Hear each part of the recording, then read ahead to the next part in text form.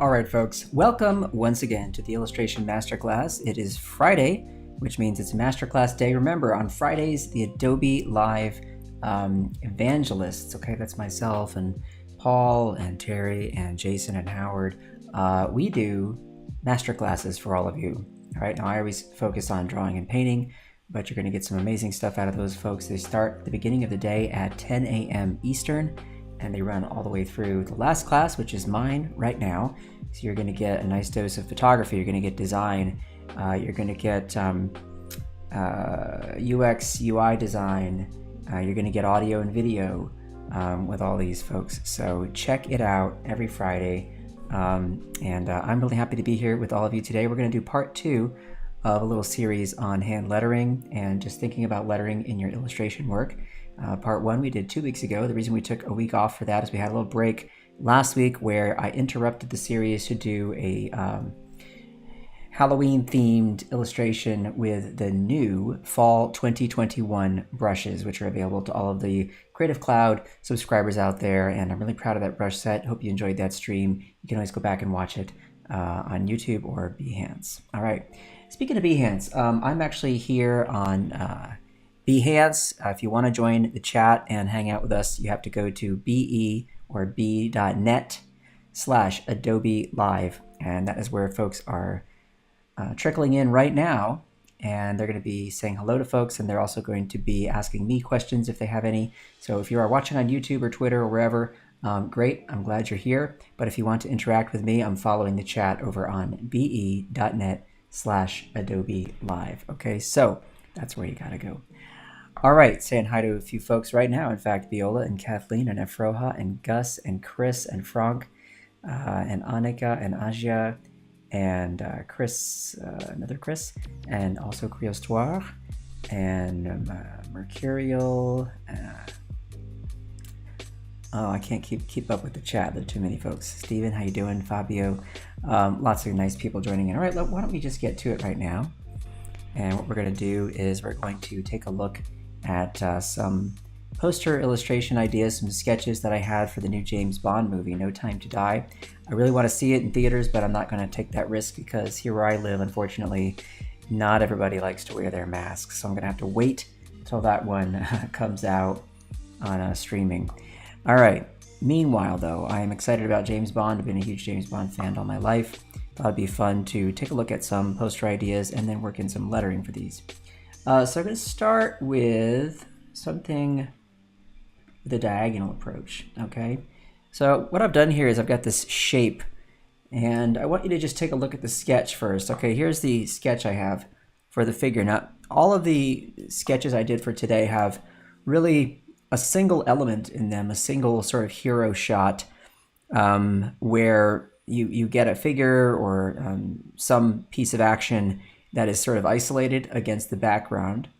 When I think about movie posters, I usually like to think about stuff that's really bold and really graphic and really simple and easy to see from a distance, and there's a lot of contrast and so on. Those are usually the posters I like. So for that, I wanted to do, or for this little self-assigned project, I wanted to do the same thing. Now, I wanted to try 3 different approaches in terms of just the basic shape. It's a foreground, background idea, or rather what you might call the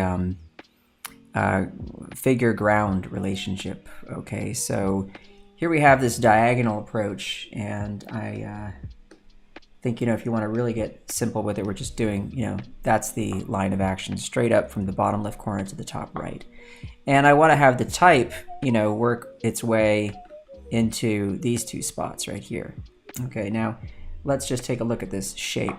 So this is kind of the lightning bolt sort of shape I have for the action, all right? And then you have that set against this whole field of the ground, so to speak, okay? So that's really kind of the whole composition in a nutshell right there. Pretty simple stuff. So that's one idea. And I'll just turn that little sketch back on so you can see that. So that's one idea. Second idea is I have this kind of a composition. It's more no diagonals. We're just going straight up and down to the left, but I am making sure that I don't have things getting boring in the symmetry department. So I do not want, for example, the width of this to equal the width of this. Okay, so I want to make sure that this area, right, occupies a space that is asymmetrical, asymmetrically balanced with this other shape right here. Okay, so that is really the idea behind this sketch, which you can see right here. So I have the figure occupying this section right here, right, and I want to run the type behind him here and then down this way. So to the right and then straight on down and break it up that way. That is the second idea. Just want to mention too, I really detest guns. I'm not a fan of guns, but for the James Bond stuff, at the spy movie and all that, I don't mind that, you know, there are guns involved. So the fact that I'm going to draw or have a gun in his hand, it's just part of the deal for these kinds of movies. But I want to just state for the record, not a fan. Don't like them. Okay, now, and then I wanted to try something different. So we have this other way of breaking up our space. So we have this smaller section down here, okay, with a nice V, kind of a diagonal, another diagonal, like a zigzag, and then we have this bigger area here that's kind of pushing against it, right? And the way I drew this one was I wanted to have the motorcycle scene, which I don't even know if Bond rides a motorcycle in this movie. I know there is a motorcycle scene because I've watched the trailer, but just having this kind of thing. And notice I want to have him at a slight angle. See, it's more interesting than straight up and down.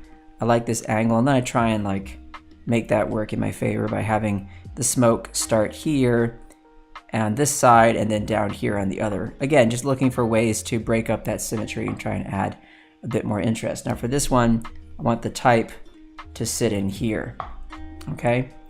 And that is the general idea. So we have these three sketches, which I did a little earlier today, just to try and play with composition and come up with an idea. All right, now why don't we think about how we can work our lettering in. So the title we know is No Time to Die, 4 words. The no and the to, you know, the no I think has a lot more importance. It's than the to. So I'm thinking of the two letter words in this title. And so for that, I want to make sure that no and time and die all have at least equal importance, and I'm thinking die might have the largest amount of importance. That's a pretty heavy word. But to, being a preposition, can just be smaller. Now, depends on the composition, how I want to write. I think it could all be the same size, but I just want to think about that stuff. So when you have lettering and you have words that you're working with, you want to think about where you want to add the weight. What's the important word, or what are the important words in the phrase that you're writing out, and think about how you might want to emphasize those. There's some things to consider. Think about how the type can fit organically into the illustration or work as a design element. So for example, with this, when I've got these smoky bits here, you know, these kinds of shapes, I want the type to sort of, you know, play around with some of those curves. No time, right? To, and then, you know, more smoke, I can puff that out at D. Like that. So that's kind of like just a quick sketch of how I might make that work, right? You could even have that overlap, you know, so now you might be thinking about where some things might, for the E too, I could have that overlap. Maybe have that M come down, right? Stuff like that. So something like this I think could be pretty effective. Maybe want to get that T off a bit more to the side so that 2 has room to breathe in there.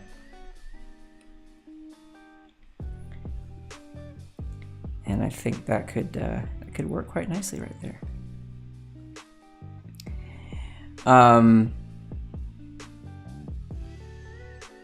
Yeah, so there's one way to work with it. Let's hide that for a minute. Let's come down to this one. So for this one, I'd already tried some stuff, and what I really liked was, and man, let's look at this really quickly here.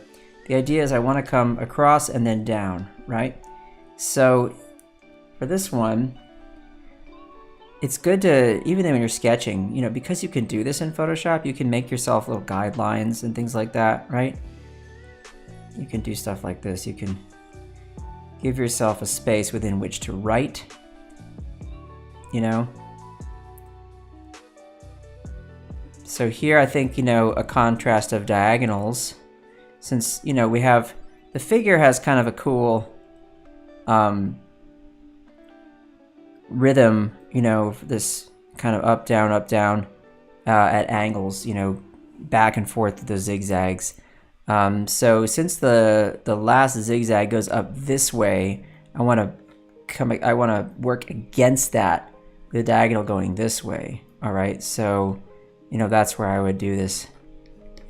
No. And I like how his head kind of fits inside the O there. No time. Do this over here.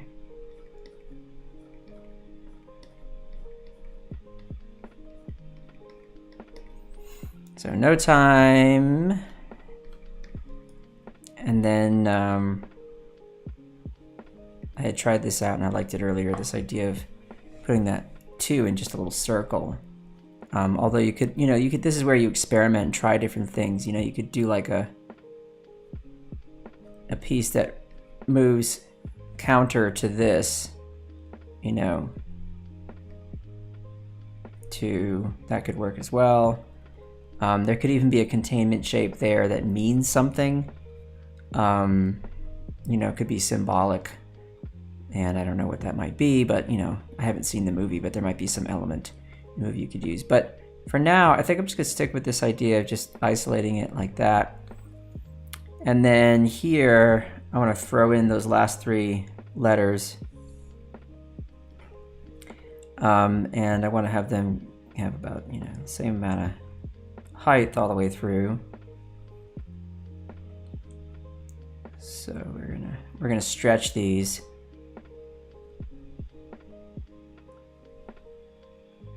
Like this.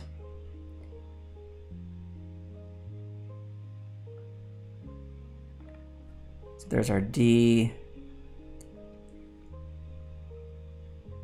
We're gonna bring the I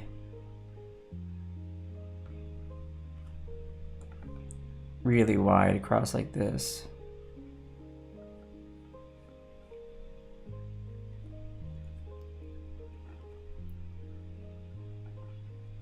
And then the E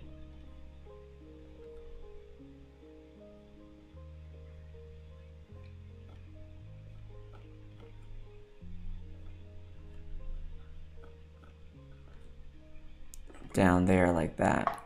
So that is the general idea there. I want to make sure the N doesn't cause a tangent with the hand, so I want to make sure it kind of pops back. Haven't decided on the weight, the line weight here, but I kind of like this idea of it being quite thin, so that we have something that is different from what we've got going on with the word die. Okay, so I kind of want that to be the case there. So a lot of you might be wondering, well, Kyle, why don't you like take advantage of stuff where you can make straight paths and you can all that. This is sketching. I think it's so important. It's just vital, really, to go through these kinds of exercises where you freehand draw, because you can easily move stuff. You know, you can move stuff around. You can be sloppy. Where you need to be, and it doesn't make you feel like it's too precious, and this is how you get your ideas worked out before you get too tight, you know, which is a really common mistake. What I've seen with my students, I teach a Photoshop class it's really called digital rendering. It's about, you know, making art with digital tools at the university here, and one of the things I notice is how quickly my students rush to get to point where they're using all these precision tools and things like that, in Photoshop, and I always have to caution them that, you know, you're missing out on this phase of the project that's so important, where you just try things until you arrive at a solution that you know is better than other ideas you've had. Yeah, I think it's always a mistake to just charge ahead and start using all the precision tools you can, you know, before you've explored other options and things like that. So I like this kind of idea. If you look at it, you know, this one is certainly less about, I would say, you know, if I were to take this to a final state, it's a lot less about really hand drawing and more I would then, you know, for the final, I would be relying on making sure that, you know, I'm using straight lines and watching, you know, that the angle for these diagonals is consistent and all that kind of stuff. But this phase, you know, drawing it right now is something that I just am happy to do. I kind of want to try this. See, this is what I mean. You can try stuff. I want to just let that be open. Not sure if that circle was doing me any favors design-wise. That might be better. I think I'm gonna leave that for now. There's even stuff, so now I start to think about, like, what is it that I could do graphically? And one cool thing could be, you know, this bar of red just crossing the entire poster up there, and there's a little bit of a wink at this idea of, you know, right? That bar right where the neck is for our hero. You know, it's cutting across right there. And then what I could do is have that two, you know, sit there nicely in there. That could be kind of cool. So that's kind of a nice little design element, the element that just has come out of my playing with this. So things just sort of show up, they arrive as you're sketching. So truly, I know I sound like a broken record here, but don't skip that stage of just sketching and playing, because stuff will come out of it that you just didn't think of beforehand. It's in the act of doing the thing, more ideas will appear, more solutions will present themselves. I know this from experience. I promise it's true. I wouldn't lie to you guys. You know, but this is Photoshop, so of course I can, if I wish, do things like this. I can scoot that over here so that it doesn't look like the word is not time. Right? I can start playing with things like that. I can also do things like this. Make sure that we're not creeping up too high there and towards the edge of the poster, right? The top edge. We don't want to do that. Okay, so we'll leave that be for a minute. We'll come back to this one. So for this one, be nice to, yeah, work in this area and this area, right? I'll pause for a minute, see if you have any questions. Kyle, have you done rendering with physical media, pencil and paints? Oh, yes, Rob. All the time. I mean, I went to school, you know, before you could do this stuff. Dating myself here, but I mean, my last semester of college is when I first opened Photoshop. Prior to that, everything I did was, you know, collage, cutting paper up and doing stuff like that to work out design ideas. And then for painting and drawing, it was all charcoal and paint and, yeah, watercolor, printmaking, all that. For commercial work, everything I've done has been digital just because of, yeah, deadlines and things like that, being able to work quickly. But for my own work, for fun, oftentimes just get out the paints and play around or draw with a pencil or whatever. And also I was for a long time teaching watercolor at the university. And I taught it from 2011 until 2017, and then was unable to teach that class when I joined Adobe, but I still teach at the university now with charcoal. Everything I teach for my portraiture and life drawing classes is just charcoal on paper. And working with those natural tools is what gave me the ability to believably emulate natural media in the Photoshop brushes that I made. That's something that I'm really excited about, is trying my best to, within the confines of the Photoshop brush settings panel and engine, create the most realistic tools I can that can help you try and get that natural media look in your work. So yes, big fan of natural media, never not. Love digital too. Yeah, Wade, there's a lot of charm in the loose drawing that can get lost as you refine the design too. I totally agree with that.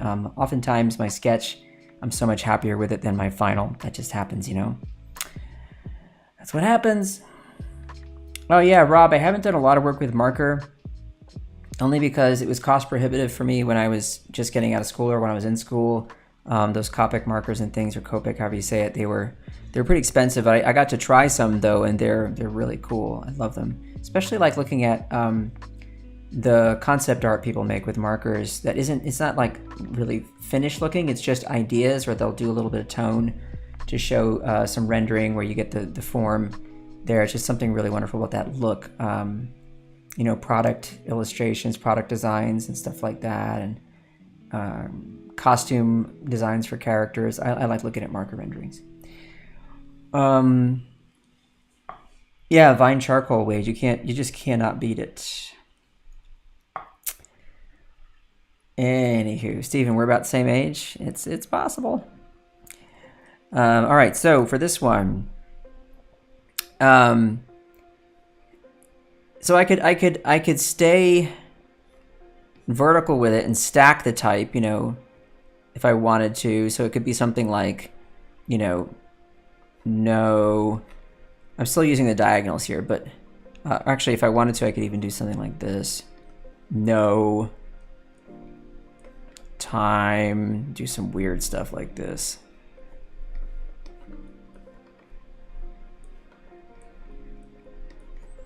No time. All right, and if you can't read it, then I won't use it, but just thinking like, how do I play with the letter forms to make them fit in that space? Or we could have the no start over here. We could do a sort of a move from right to left to get to the time, right?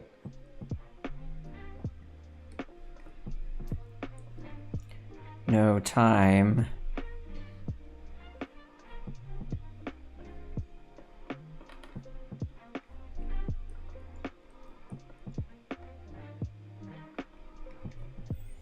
That doesn't work. So if I struggle with trying to make this work with a horizontal layout, what I can do is start thinking about, okay, I'm gonna use diagonal, okay, to sort of follow what's happening here. So it could be something like this, no time, and just go here. That's probably the best solution, right? And then I look at that angle and I say, okay, I want to kind of carry that through here, and we'll make that work down here. So no time, and then do we do the same thing, or do we say the two? Do we move the TO over here? No. One thing we could do is stick it down here. We have this nice space right here, right? So it could just be a little smaller right there, too. And then that gives us a lot of room to play with the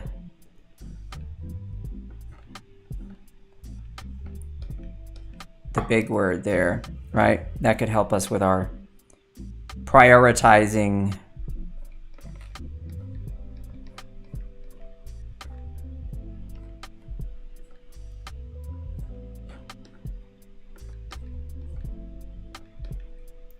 I think that's where the line goes there. So I can drop this down here. There we go.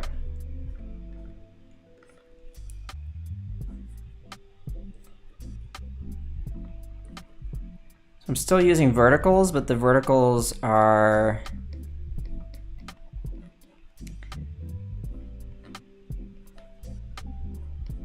do this. Is it okay to use verticals, or should I be using diagonals? I don't know. I have to look at this and decide. I think, you know, because your horizontals are moving at a diagonal here, right? Those are all moving diagonally.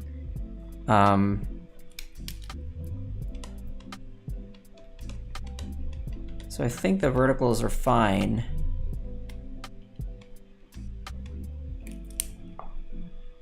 Yeah, I think that could work. And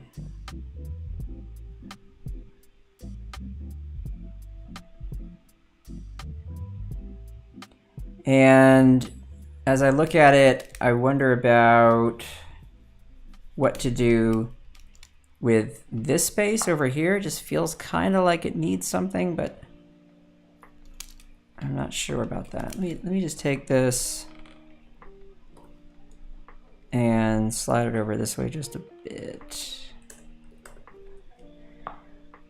Nah, I want to tuck it back where it was, and we're gonna keep it about there. There we go.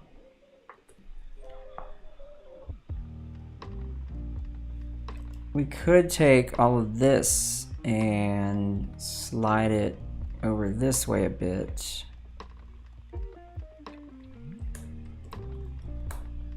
And take our M and our E and just give those a bit more space.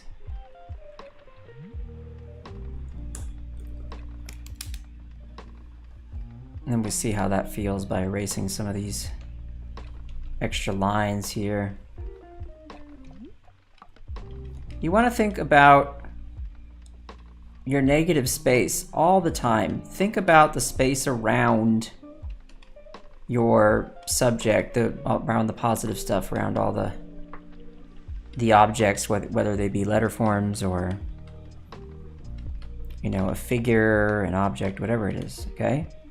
Think about how they all piece together. It's like a jigsaw puzzle.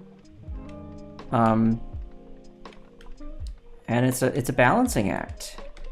And over time, you'll develop an eye for, you know, what feels right, what looks balanced, what does or doesn't feel cramped, you know, kind of too busy, things like that, right? Gotta watch out for all that stuff. You know, what I want to make sure is that all of these are gonna run parallel. So that'd be like when I get to that stage where I get picky and start to do that. That's important. But even when you're sketching, and you can easily make adjustments and get it to work. So I guess I would put it to you here in the chat, those of you who are here on Behance. What do you think, you know, which of these would you take to a finished state? You know, which of these three? So let's take a look at what we have. We have this one, this one. Let's do this. We'll take this one and we'll say 1, 2, and 3. Is there any one of these that just really speaks to you all and say, yeah, that's what I want to see?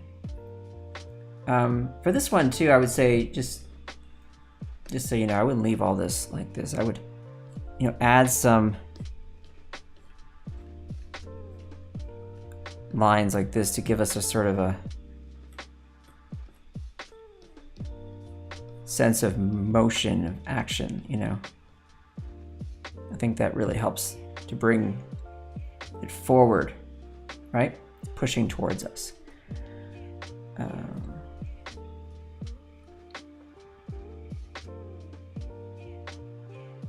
Jerry, wondering if you could use those like bullets shooting through the letters. You're talking about this one? Yeah, that could work.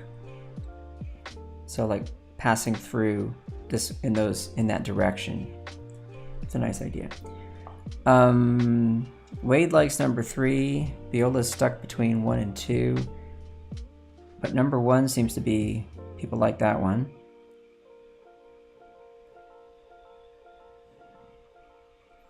Yes, I know 007 is a fan of cars. I know that, RB.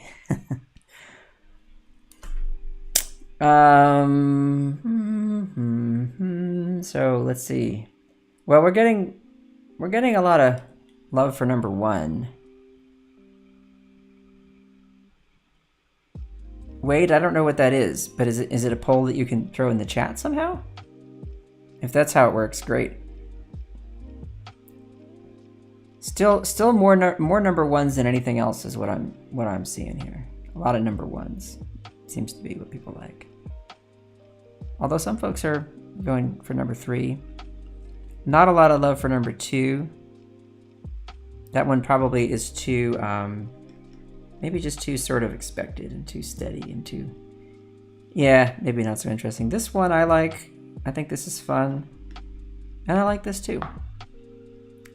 So, I really don't, I think between them all, I would be fine with 1 or 3. And I guess for this, since everyone else is really going for number 1. Oh, I see. You got a vote there, Wade. You've got a poll.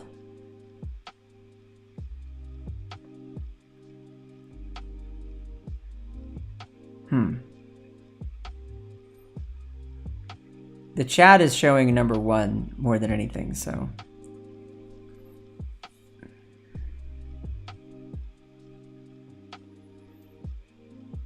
Now people are coming around to number 3. Number 3. I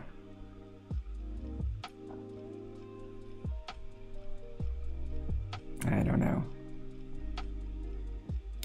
Well, the good news is you could just do all of them.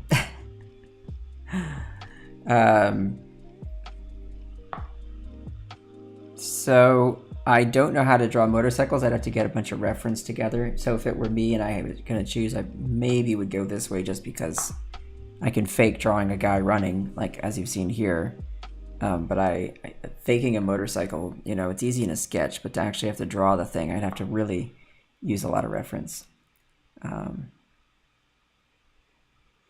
1 and 3 are in a tie, says Wade on the poll.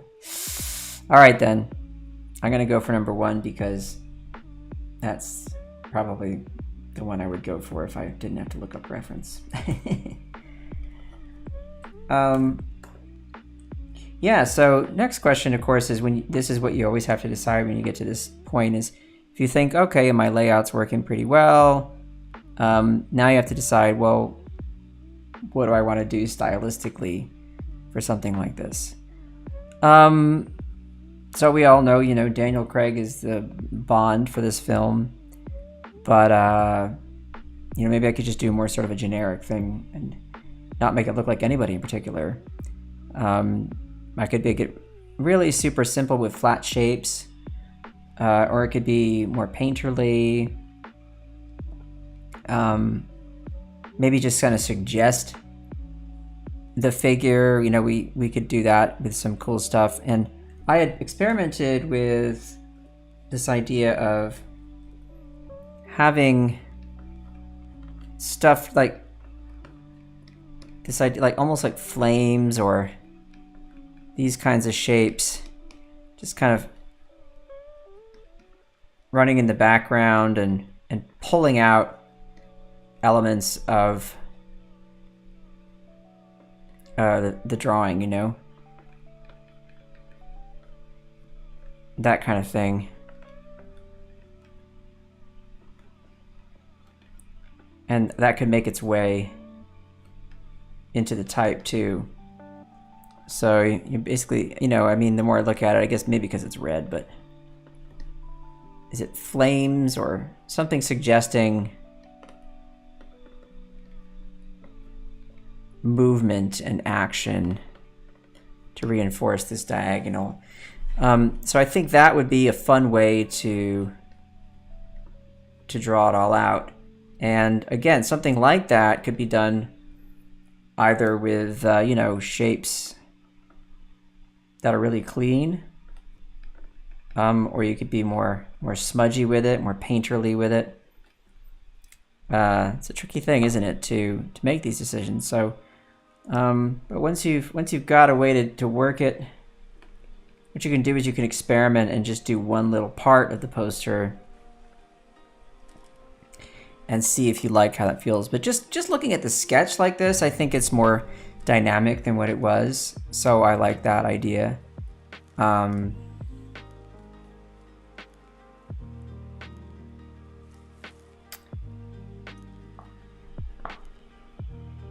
That's funny, Jan. Yes. So we've just taken it from the original simple idea, the layout idea, right? And now we've added another element that kicks it up a notch. Okay? And I think this happens, it just happens organically. This is the kind of thing that just happens when you're in the process of figuring it out. A lot of times these ideas don't happen when you're just thinking about, you know, the first stage of getting some kind of a layout. Making things a little bit more exciting like this, that oftentimes will happen a lot later.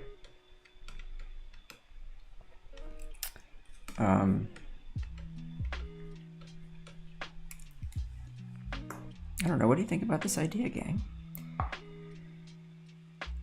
That's funny, Kent. Yeah, I can see that.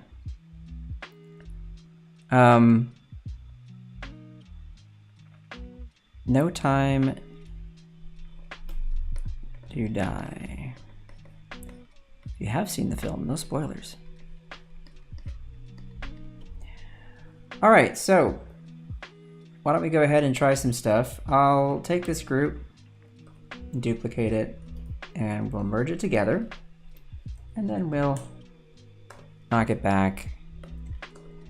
So for the type, now would be a good time, you know, for me to actually use type. I sketched out how I think it could look. So the next thing is I could decide, do I want to try some typefaces? So yeah, it'd be really easy to just experiment with that really quickly.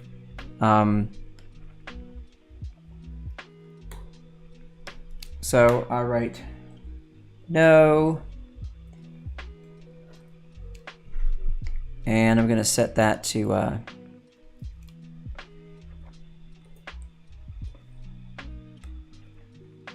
obviously gonna make it bigger.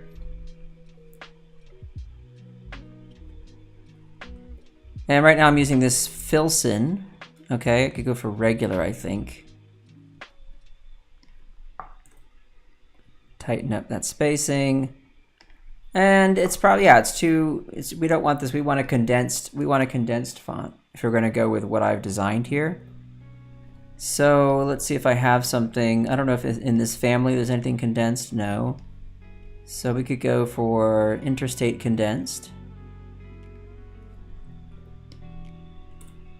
And see how that works. Playing with the kerning there.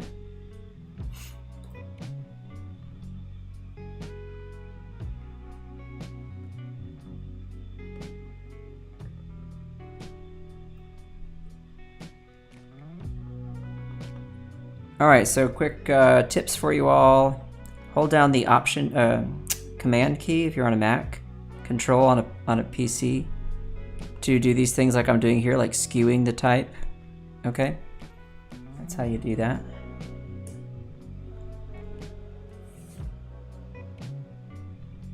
So that fits quite nicely. Simple, bold. You can just duplicate that, holding down the Option key and then clicking and dragging.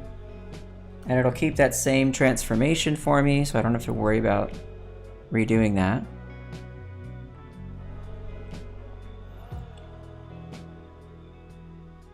So is that diagonal right, or do we need to pitch it up a little bit?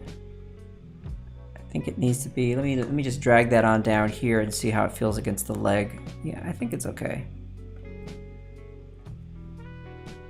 I'll pitch it up just a hair more. Okay? Holding down the Command key, tapping here, and then just shifting up a bit like that.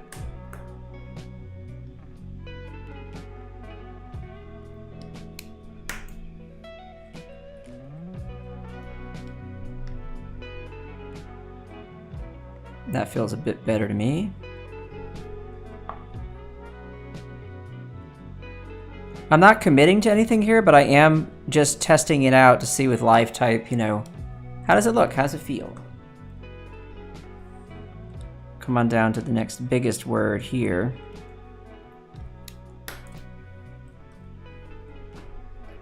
And I'm going to see if I have a bolder. Oh yeah, check it out.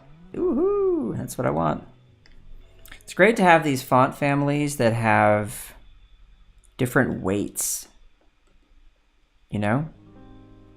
Makes a big difference.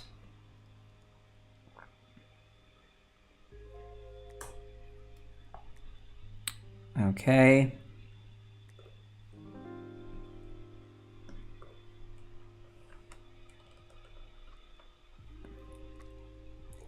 Now here, in the sketch, I'm using a smaller letters, right? So, but if I zoom out here and just look at the balance,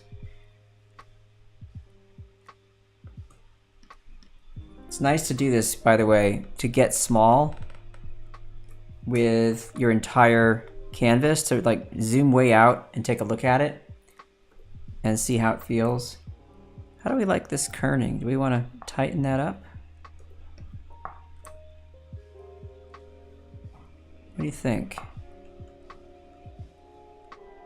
Yeah, I think the tighter kerning is definitely working for me. That's a bit closer to what I want. I will hide this for a minute. This feels a little too tight up here. So we take that time, we drop it down a bit. And the kind of stuff I'll do is I'll look at how stuff lines up with corners and stuff like that. So for example, I want you to look at this.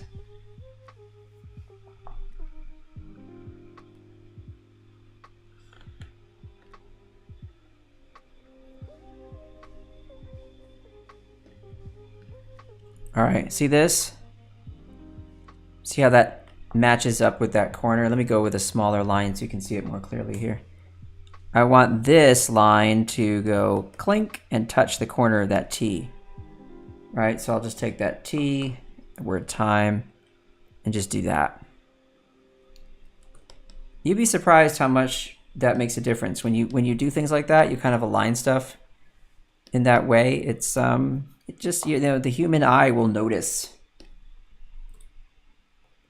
People might not understand why they like looking at something, but then, you know, you'll know why, because you as the designer did that kind of stuff. You paid attention to those kinds of things. It can make a big difference. It can, folks. You know, you could do the same thing with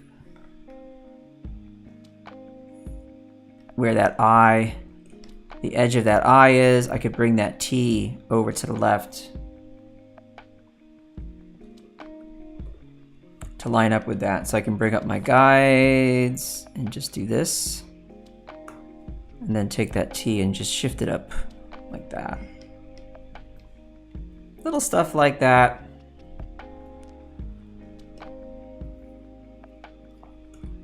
Can make a difference. Okay.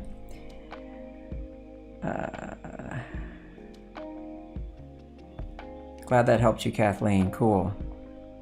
I'm here to... Hopefully there's always at least one little tip you can take away from these that makes it into your own work and makes you happy. All right, so let's take a look at our figure here. We want to make sure that our figure fits nicely inside of all this stuff. So I'm gonna just slide it on down this way. Like so.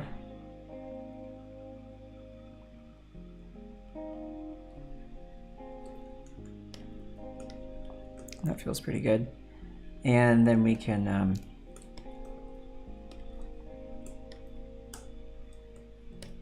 just do the silhouette quickly. See how that all fits together.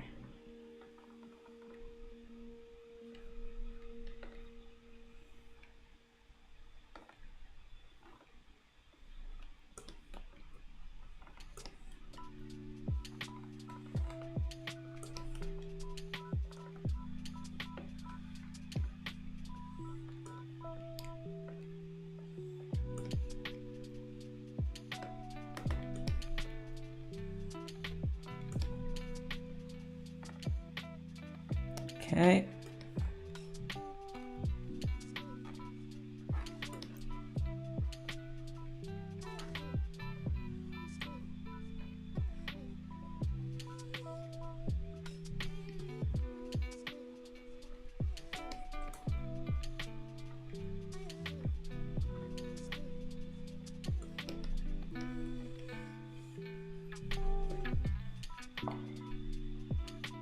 Feels pretty good to me.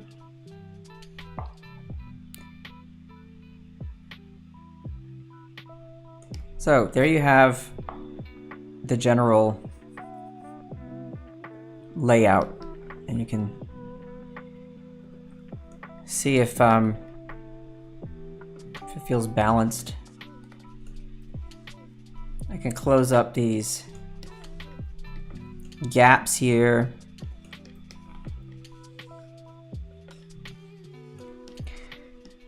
And I'll hide this type here for just a minute so I can get that shoe there. Let me hide all the type for a minute. I created an action once to try and silhouette stuff. See if it works. Automat. Let's try the white.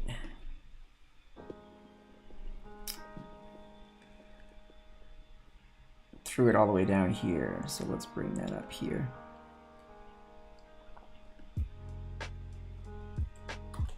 For some reason it inverted it, but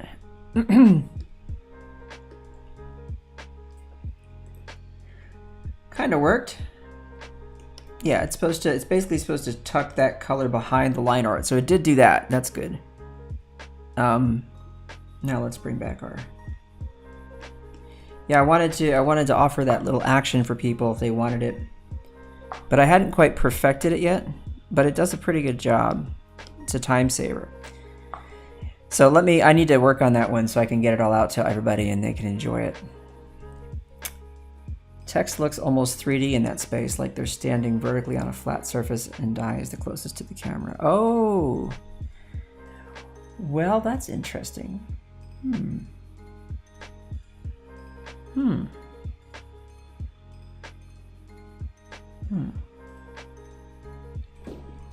Well, there's certainly some things you could do with that idea, aren't there? Now that you mention it, you know, I could command tap on that. And we could come down here and we could do things like fill that.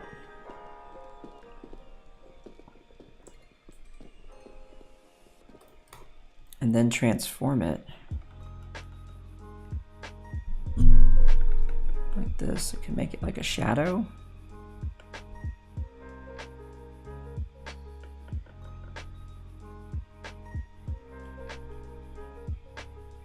Right? Could do something like that. And that could be kind of fun, huh? See, this stuff just happens. Cool idea gets suggested here in the chat. We give it a try, and then maybe it could work. Maybe it's the kind of thing we want to actually employ in the poster, you know? I like it. I like it. I like it. So, of course, we'd want to take our figure here and bring it up to overlap that text. That's important as well.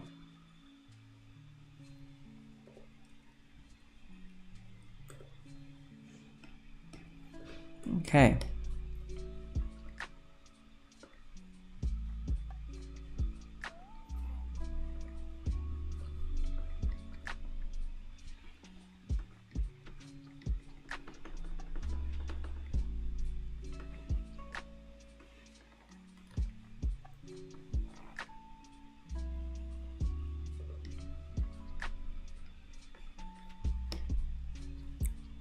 And it'd be nice to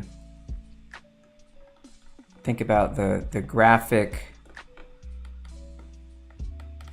nature of that tux, you know, that makes that nice big shape for us. Pretty convenient.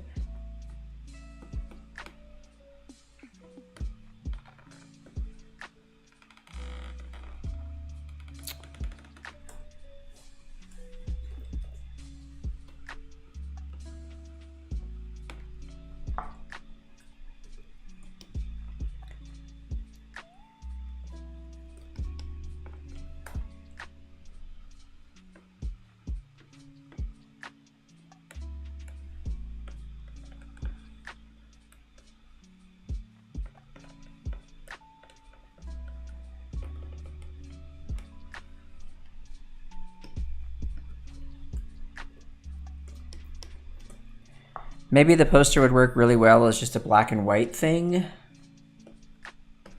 with one hit of color behind it, you know, that could be pretty fun. That's the kind of stuff I'm into though, you know, I like that kind of stuff. I like it when you can just keep it simple. Oops.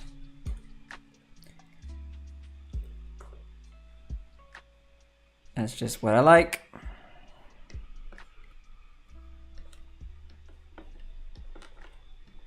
And I just get frustrated because so many movie posters these days are just a big, you know, poorly done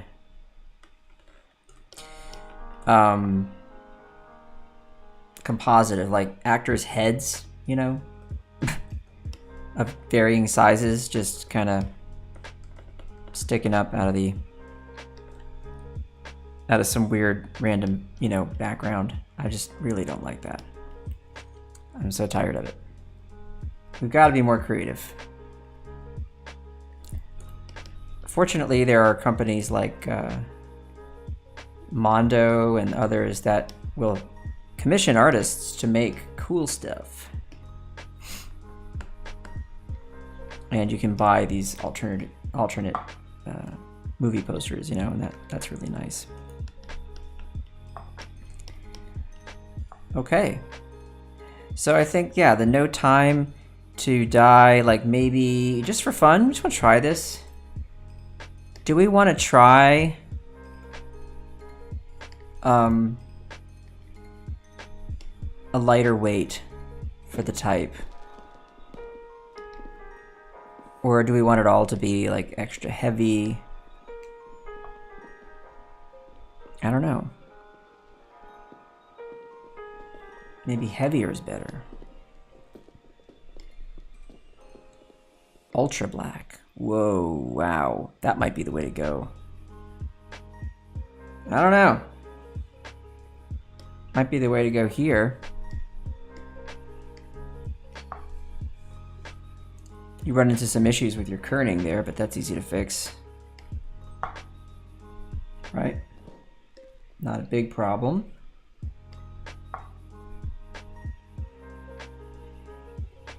These are all the kinds of things you play with until you feel good about what you got. Whoops, I think what we want here is we're going to use that black weight. So something like that feels pretty good. Feels a bit more balanced in my opinion. I don't know. Yeah, Drew Struzan-Wade was an amazing artist who could make anything look good. So the problem is he did these amazing jobs with his posters that were just gorgeous illustrations. And they used that kind of technique, but he was good at composing it and adding in other elements in the background and so on. And they were just phenomenal, fantastic movie posters. And then everyone's like, I can do that. And they just stick a bunch of heads on something and they call it a movie poster, and it's not collectible. Anywho. Yeah, so, well, folks, there you go. That is our experiment for the day. You can see the process. Don't skip the sketch phase. Stick with that sketching. It's so important that you work things out. Trust your instincts and continue to experiment and play. Don't commit too soon.